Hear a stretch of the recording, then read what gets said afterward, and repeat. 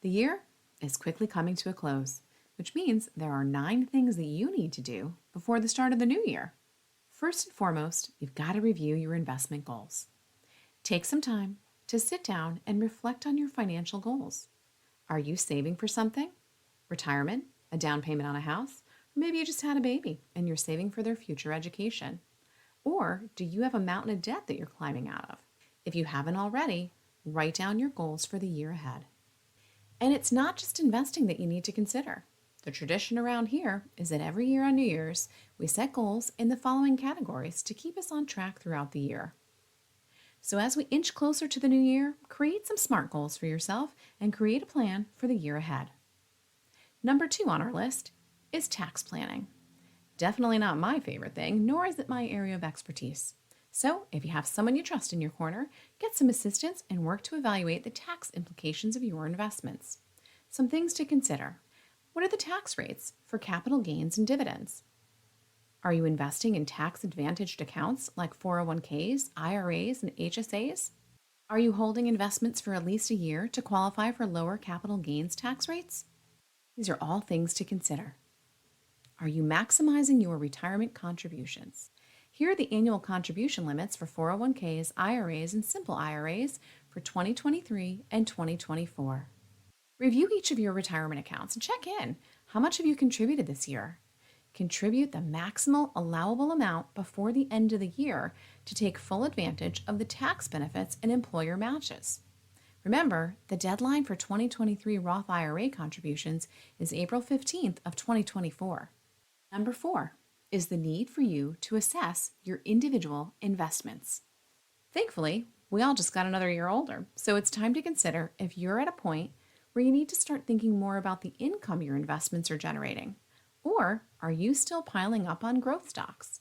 What's your time horizon?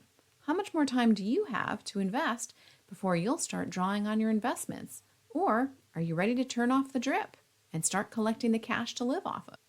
Do a deep dive on every holding and make sure your investments are still in alignment with your strategy. If you have assets that no longer align, it might be time to sell those holdings and look for other opportunities that have better potential overall. And if you're looking to do some research, check out Seeking Alpha. I sincerely use it every day. I'll pop a link in the comments below so you can try it for free. Number 5 is emergency fund and liquidity. How beefy is your emergency fund? Do you have enough cash stashed away where you can cover 3 to 6 months of living expenses or more? It's time to reevaluate what you have stashed away, and perhaps adding a bit more to that emergency fund is one of your goals for the year ahead. Also consider, where are you keeping that emergency fund? Make sure it's accessible and, if possible, in a high-yield savings account or money market account so you can reap the rewards of higher interest on your money. Number 6 is sinking funds, or some people call them reserve funds. These are accounts where you can set aside money gradually for a specific purpose, future expense, or funding a planned project. These are things like the holidays, upcoming taxes, insurance payments, or if you're like me, you have an ancient HVAC system that is presently limping along and you know you're going to need to replace it soon, so save for it. Check out your bank accounts, make sure you're planning ahead, and this way you'll have the money when you need it, preventing financial strain or the need for any additional borrowing. Which brings us to number 7, debt levels. Now's a good time to assess your current debt levels and make a plan to pay off your debt. You can use the debt snowball, where you pay the smallest debt first while making minimum payments on the rest, or the standard method, where you list your debts based on the highest annual percentage rate and pay that one off first. Either way, pick one and make the next year your year to pay down your debt. Number 8, learn and stay informed. Probably one of my favorite things to do is learn and read. So dedicate some time to learn more about personal finance and investing and truly establish your own strategy as you're rolling into the new year. I'll leave you a list of my favorite books in the comments below. And you can always join an online forum, discussion group, or sign up for my email newsletter. I'm starting a newsletter, you guys, and I've named it Prosperity because I want us to know financial well-being, success, abundance, and overall contentment.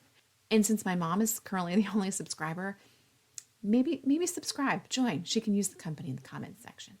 And number 9, Set realistic expectations for yourself. Create systems and automate wherever you can so that you can spend time living your rich life, whatever that looks like for you. Understand that investing involves risk, and past performance doesn't guarantee future results. So start small, educate yourself, and try to strip the emotion on red days and see it as a sale instead. So tell me, what's your strategy for the year ahead? What are your goals? Sometimes if you tell a friend, it's like having an accountability partner. So tag me in. Each day is another step towards prosperity and all that we do, and it's my wish for you in the year ahead. Until next week, go and take a peek at this video next. Starting again. I said moose letter, muse letter. Oh heavens.